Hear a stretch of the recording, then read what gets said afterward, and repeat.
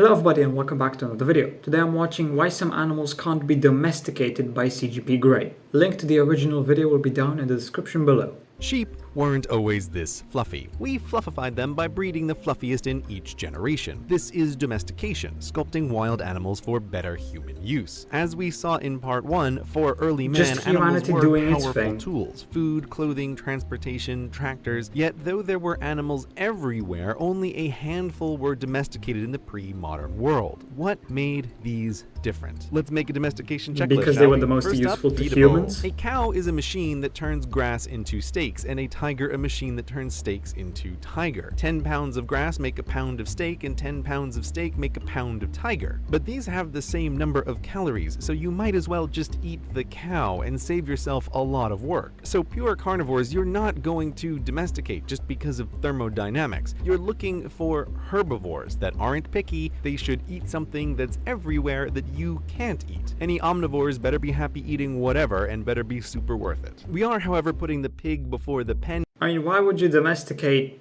a carnivore? They have to eat meat. It is simply just much better to domesticate an animal that eats plants, a herbivore. It's far cheaper to get a bunch of plants than it is to get a bunch of meat. And by feeding it the plants, you get more meat. So, you know, makes no sense to go for carnivores. It's just more useful to go for herbivores. We need to catch something that's friendly. Okay, obviously catching a carnivore is a bad idea carnivores anyway, are not friendly. because their day job is murder, but plenty of omnivores like grizzlies moonlight in murder. No safety in vegetarians either. Buffalo are terrifying tanks for all the reasons mentioned before. Hippos hold the murder high score in Africa. Giraffes look real dorky until you consider their striking range. Lions mostly leave them alone. Animals it would be awesome to domesticate are not coincidentally super dangerous. War bears would be a hell of an advantage for your tribe, but it's not going to happen. And if it's big and not dangerous, it's a nervous wreck. Try sneaking up on a gazelle, rhymes with LOL. It's gonna run away before you can even get close.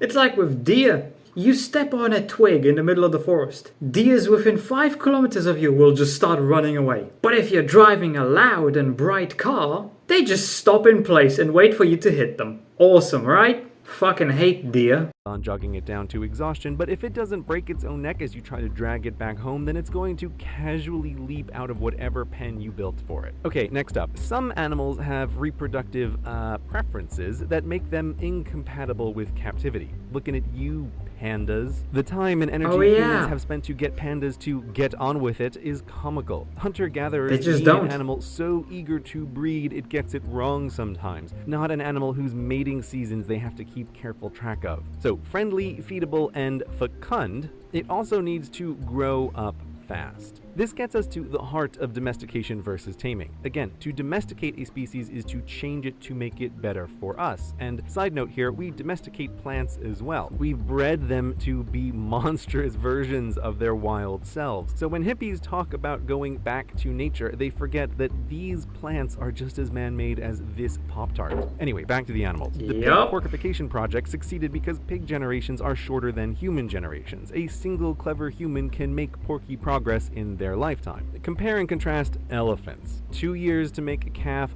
5 years in between calves, 9 years until female maturity, 15 years for males. You've got to be kidding, elephants. There's no time for this. But humans can still tame elephants. You can catch an elephant and train it not to freak out around humans, then put it to work. But elephant domestication would require accurate records over several human lives. Never mind that keeping 1 or 2 tamed it's much more around work. Incredibly costly, which is why war elephants only happen and far more expensive in already complex societies. Tame elephants are a luxury, hence this rule of thumb. If it's on a farm, it's domesticated. If it's in a circus, it's tame. Finally, families. Okay, zebra versus horses. Horses are civilization game changers. It's remarkable to think that from thousands BC until the telegraph, a dude on a horse was the best internet available. Horses were domesticated in Eurasia, but humans started in Africa, which has zebra. Why didn't the first humans ride out of Africa on the backs of zebra to conquer the world? Yeah, because you'd think a zebra and a horse are basically the same thing. And bite, dangerous in a pre-penicillin world, and zebra also have a ducking reflex, making them very frustrating to lasso. In addition to being a real pain in the ass animal, zebra lack a family structure.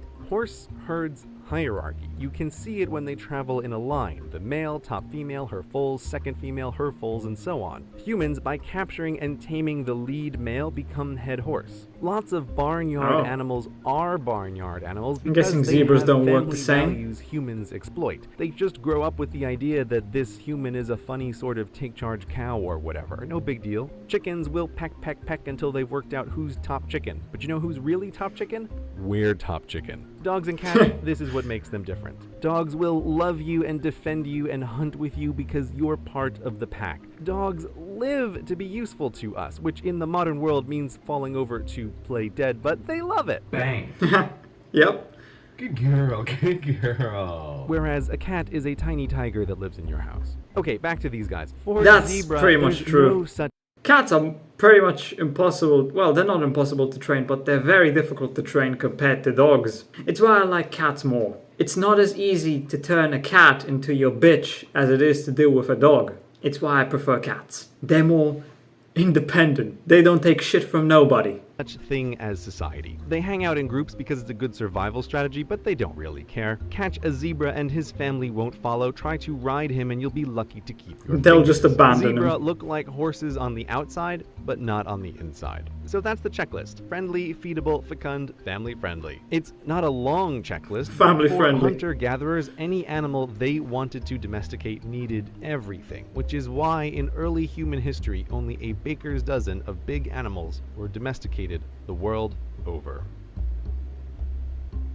This video can be summed up in a few short points. The animal you're trying to domesticate has to have values that you can exploit. It has to be friendly, let's put it like that, so not carnivorous, not a creature that's going to try to tear you apart because it only sees you as its next meal. Has to be easy and cheap to feed and quick to grow up. This video can really be summed up in like 30 seconds or in just one sentence. It has to be profitable and worth domesticating. Well, anyway, I hope you enjoyed the video. If you did, consider subscribing and leaving a like. If you're interested, why not watch this video right here?